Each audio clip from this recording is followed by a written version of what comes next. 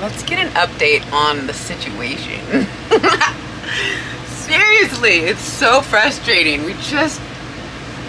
But at the same time, wouldn't it be so boring if we just knew everything?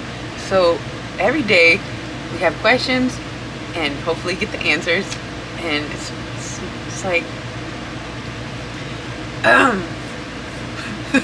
there is so much to uncover, you guys. I remember, well, I was dating, we'll just call them Crocodile Eyes. If you guys saw the last couple messages, I don't want to talk shit, but I was dating this guy with the crocodile eyes. What was I gonna say? Oh yeah, it was a setup.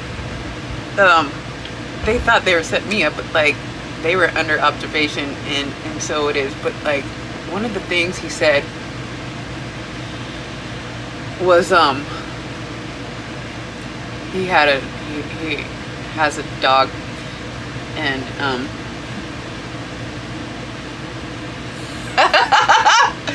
commercial on my phone right now. Why is my phone on? Anyways, he's got a dog, and he would walk me and his dog every day.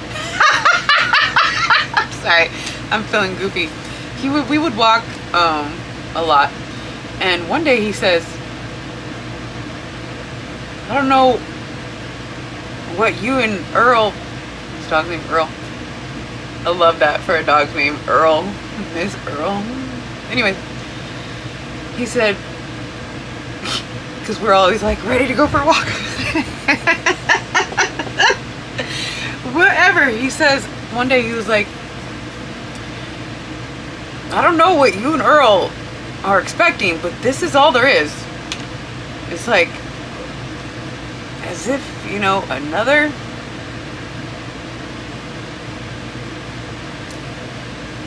figure having a power trip wants to keep you. This is all there is. And ever since, woo, we have been that's not all there is. But the one, right when he said that, I immediately was like, nice try. Because he knows there's more. He just doesn't.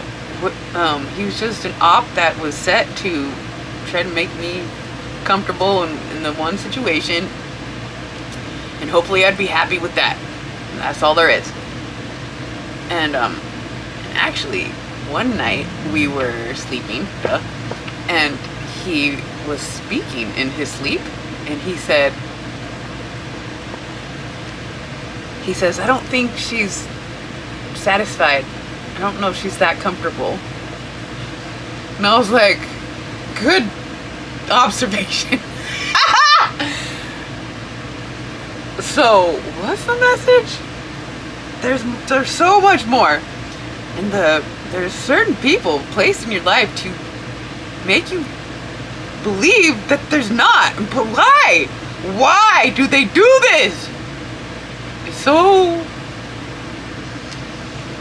wow, it's not okay. So anyways, broke through that. What's it called? The Salidinorum veil. I don't know, there's a word for seeing through to those ones. Crocodile eyes. No, but his pupils were like slits. Not always. And they did some other things, and I'm tired of just pretending like, and it's not pretending, I'm tired of just like protecting. It's like, what? It's like, what? Why do I want to protect this person? I mean, I appreciate the ops sometimes more than the angels, because they fucking boost you in a direction. They try to break you, but the ones that are unstoppable and unbreakable, we just get a boost. And so it's hard to identify where you should place emotions, whether it's being grateful or time for repercussions. I don't know. Your success is their repercussion. Watch you rise when their intentions was to keep you down. But why?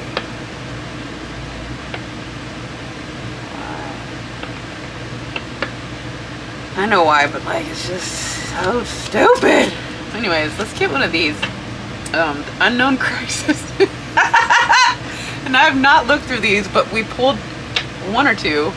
One of them was a star. The star is an unknown crisis. For who? Only the ones that are gross. Anyways, I know I'm on one. I can't help it. What's the message? What is the message? Seriously. It's bizarre how some days I just want to give up, and then the next day I'm like, let's do 10 videos. What's this? Star guidance. Why is that? Look, the back of the cards, they're all considered the unknown crisis. And this one flipped to star guidance.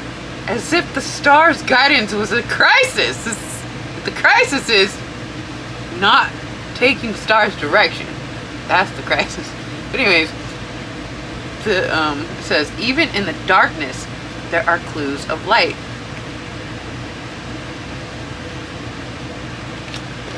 I'm getting so much. You know, they thought that they could just keep you in the dirt. But little did they know you were a seed that sprouts in the darkness. That's where you... It's also, you know, we have star. Even in the darkness, there are clues of light. Somebody here... Ooh, I got a surge right... I can't show you right there. Well, it's like the sacral. It's in between the sacral and the solar, but I think it's solar. Okay, so somebody was like, how do we get rid of the doubt? Oh, such a brilliant question, my beautiful babe. And trust me, it is a fucking process, because when I like to go pop that last little seed of doubt out, it was an energetic phenomenon with my body. That moment, there's been so many moments, but the moment where I popped out the last seed of doubt, I almost get this like yin and yang symbol with the two little dots. It's like a forever. It's like there's this forever speck of light in the darkness, and there's this forever speck of darkness in the light, and it folds on each other and then flips with the magnetic shift. I know it gets weird, but when that flip happens and you can see everything. Anyways, my point is the somebody here was like, how do we eliminate all the doubt? It's like some of us, Jesus says, blessed are those who believe without seeing, which is crazy. It's like I went 40 years with no evidence, fighting the doubt, just scraping all that doubt away, and finally discovering the truth. There's no doubt.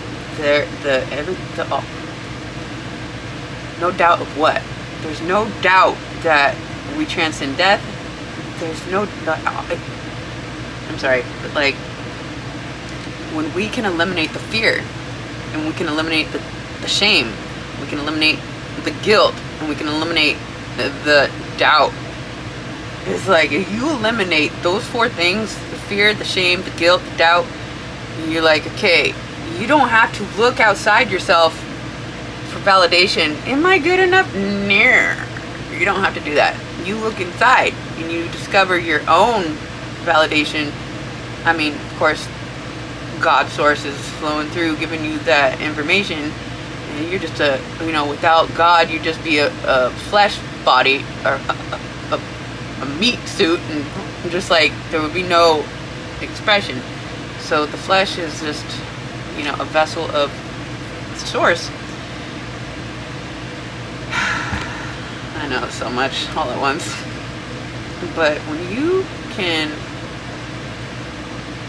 say, okay,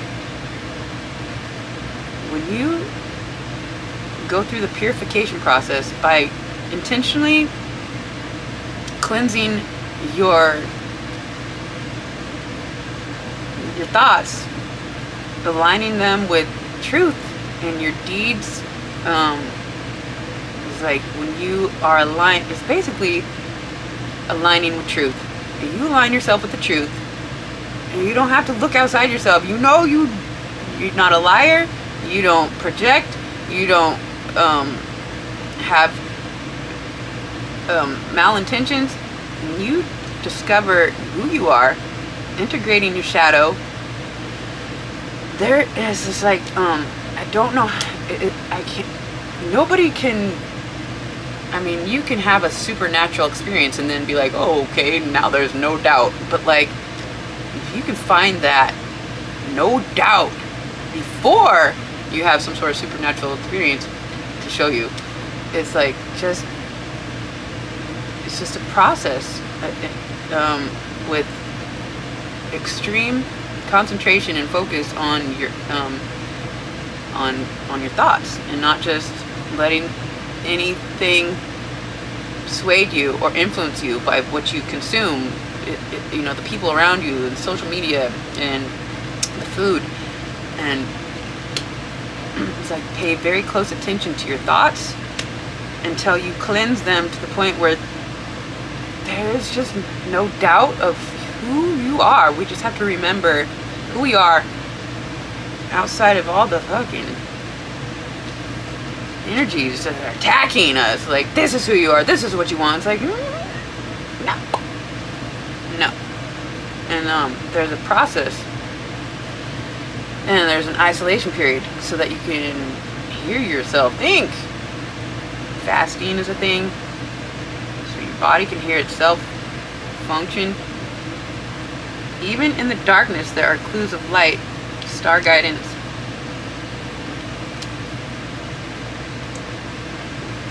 I don't know, let's pull one of these.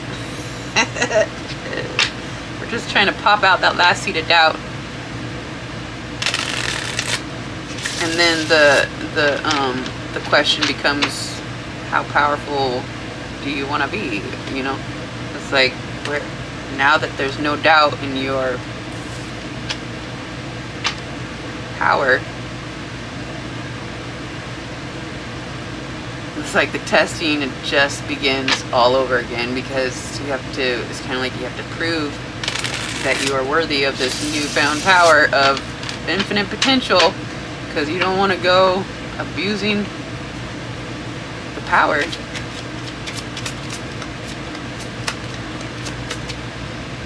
So, bestowed to those worthy by freedom of thought, freedom of choice, and alignment with co-creation. 8 of Cups. This is walking away from everything that's fucking you up, because you need to fucking find the source of why you're doubting anything.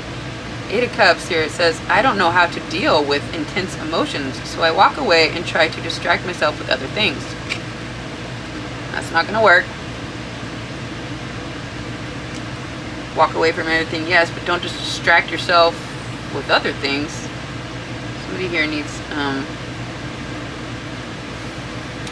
some solitude, apparently.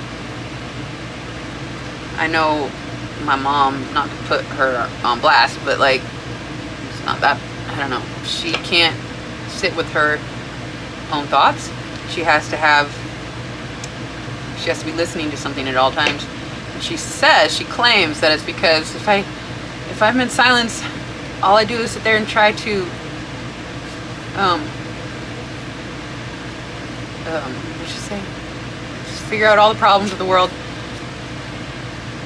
But I think really she can't sit with her own thoughts because of other reasons. But anyways, somebody here needs to sit with their own thoughts so that they can hear the divinity, the essence of our true nature is to be aligned with truth. And it's so fun, actually. It's not always fun. But there's many little, sprinkles of fun within the discovery of what it is to be aligned with truth and your authenticity. In a world full of false narratives and so much deception and illusion, the truth is the star. And it's like even the worst of the worst, murderers in prison or whatever, the ones that just like have intentions to fuck with people because they don't think there's any other way. It's like even them, they can switch to be. It's like we all have the power to switch our intentions just like that.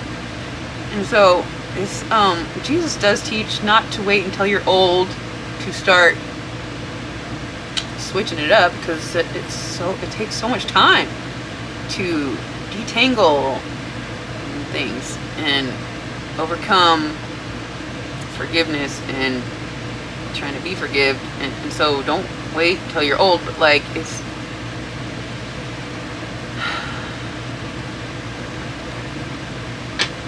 I want to say it's never too late to switch, but there's a point where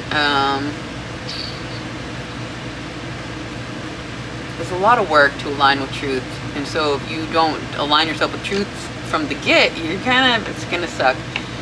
And because I've been trying to align myself with the truth since I can remember, and it took me 40 years to be like, okay, I am aligned with the truth.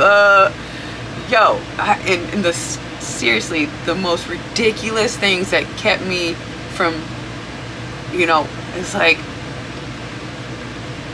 the most ridiculous things that made me feel like I wasn't worthy. Like one time when I was like 8, my grandma sent my brother and I this pack of gems, like these rocks, like these polished rocks, and I switched it up and gave my brother just like old ones from the ground, and like stupid things like that like make me. Within the same hour, I went and gave him his rocks from grandma, and he didn't even care. He was like, "Why did you do that?" And I was like, "I don't know." I started crying. I was like, "I don't know." But like, there's just so stupid little things that I've done that I shouldn't have done. Like when we were playing Chutes and Ladders, and I would cheat or something. It's like those things have haunted me, or did. A couple white lies, but like when I finally was like, "Fucking, you're okay, sister. Nobody cares about cheating on shooting ladders and switching up the rocks." Like, it's like, we're good. We just had to test out the fact that we could fucking be deceptive and malicious and all the things. But like, when you're focused on aligning with truth the best you can from a very young age, it still takes so long to make, like, because of all the temptations. It's like, okay. So, let's just get one more. You guys, I love you so much. Thank you for being here. Thank you for, aligning with the truth, or trying to. Popping out those seeds of doubt, because some of us are fully aware. No doubt, no shame, no guilt, no fear. Yo, it is special status. We have covenant, sacred contract, number 7.